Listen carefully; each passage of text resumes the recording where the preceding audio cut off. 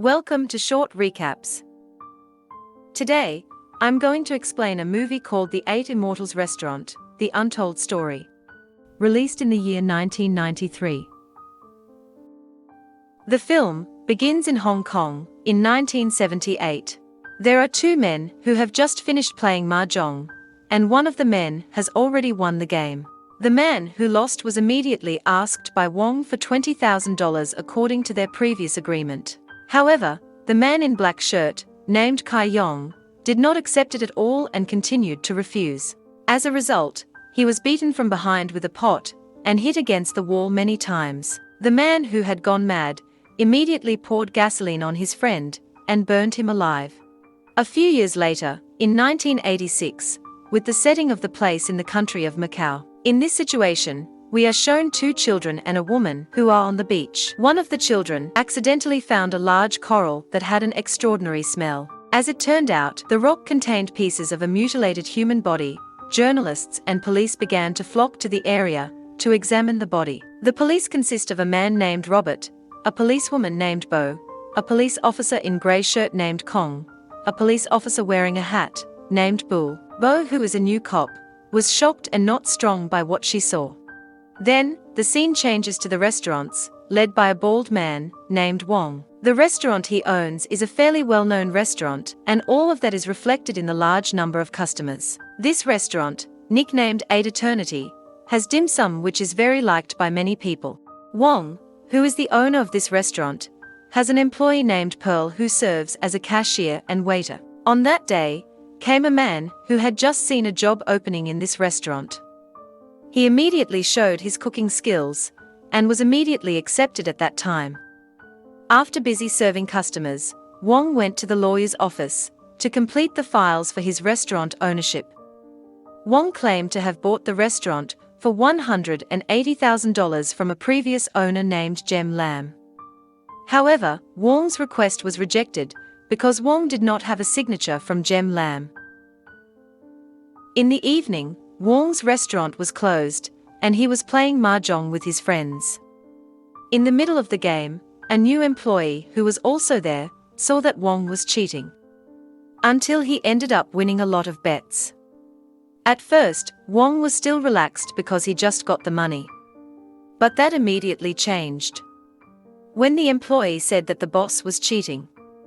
In another situation, Bo and Bull deliberately work overtime to find out whose actual body has been dismembered, and at some point Bull finds a match of fingerprints, which is certainly good news for all of them. Inspector Lee, who continues to monitor the progress of the case, was also notified that the fingerprint belonged to an old woman named Chun. From here the fact was found. Chun is the adoptive mother of the owner of the Eight Immortals restaurant, which has been established since long. Then the scene switches again to Pearl, who received a letter sent to someone named Jem Lam, and the employee said to the police that Wong cheated on playing mahjong last night. Unfortunately, it was heard by Wong, and he continued to stare at them both with a sharp gaze. Wong, who could not contain his anger, then beat his employee with an iron skewer that pointed to the eyeball. Still not satisfied, Wong immediately took a ladle of soup to beat the employee's head without mercy at all. And while again he also took a chopping knife used to mutilate the man. Starting from splitting the stomach, to removing all the innards from the employee. Wong really lived his crazy act with an expression of immense satisfaction. After going through the meat-cutting session, the man was ground as finely as possible to create the tenderness of the meat he had wanted all this time. As for the remaining bones, Wong didn't need them at all, and he immediately threw them in the trash in front of the restaurant that night. Wong erased his tracks by processing the human flesh into dim sum dough. He continued to mix the employee's meat to make it the best dim sum he had ever made. The human meat dim sum kept on being ordered by customers. One of the loyal customers from the Wong restaurant also said that the dim sum he made this time was really extraordinary. Not long after the compliment, came Bull, Kong and Bo at the restaurant. Wong was asked questions about his restaurant, where he admitted that he used to work as an employee. Until one day, Wong bought this restaurant from the old owner, who couldn't stand to take care of the business. The frightened Pearl also told Bo that he often received letters addressed to Jem Lam. But the problem is that Pearl did not realize that his words had already been heard by Wong. The policeman felt that it was enough to interrogate him today. Moreover, they are also given gifts to eat together. Then night fell and Wong intended to close the restaurant. This is where Pearl wants to tell his boss that he will quit his job after this. But what happened was that Wong did not let his employees go home because he had heard everything Pearl said this afternoon. As a result, Pearl was immediately tortured by Wong. Even her genitals were also stabbed with chopsticks. It is certain that the fate of Pearl also ended sadly like the fate of the new employee whose bones had been thrown into the trash. After that, the scene moved again to Wong, who opened vacancies for cashier and waiter positions. It's just that he never thought that today his restaurant would have a lot of police. Inspector Lee checked every corner of the place, and he found photos of a family. But when asked, Wong admitted that it was the family of the previous owner, who had immigrated to Canada. Luckily, Inspector Lee did not immediately arrest Wong, because there was still no stronger evidence. At that moment Wong was no longer calm, as usual, until he immediately ordered all customers to leave his place. In other words, Wong deliberately closed his restaurant early, and that made the police immediately suspicious. Moreover, Inspector Lee was also informed by the relevant attorney that the restaurant was still registered with the bright name of the owner. On the other hand, Wong continued to think and he began to plan something at that time, where all Gem Lam and their families' identities and all their photos were immediately carried in red plastic bags. It was clear that Wong's behavior made the waiting police officers immediately suspicious of what he had brought. That's when Inspector Lee also intervened, and he told Bo and Robert to continue following the garbage truck. Meanwhile, on the other hand, they began to realize that Wong was getting ready to leave his restaurant. Wong immediately got into a taxi, without them knowing exactly where he wanted to go.